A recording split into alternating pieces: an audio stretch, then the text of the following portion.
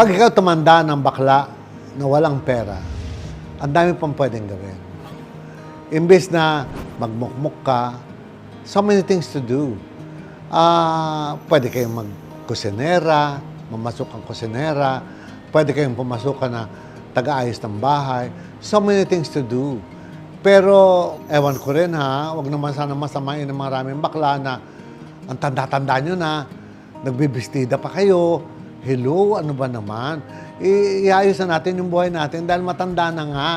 Ngayon, pag tumanda kayo walang pera, kasalanan nyo sa sarili niyan dahil hindi kayo nag-iipon. Ako lang sa mga tauhan ko, so many people that works for me who makes thousands and thousands and thousands every day.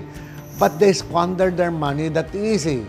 You know? So pag nagkasakit, mga mukhang kawawa, walang pambili ng gamot, yun yung sinasabi ko that anything happens to yourself is your own doing.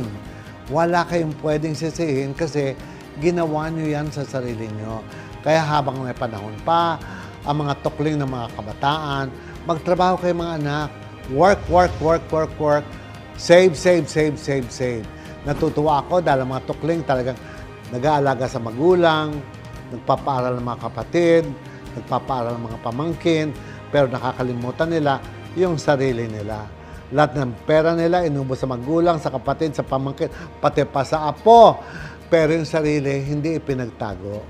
Dapat ipagtatago nyo yung sarili nyo. You should learn when to say no.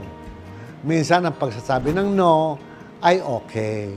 And that no is for you, not for everybody else.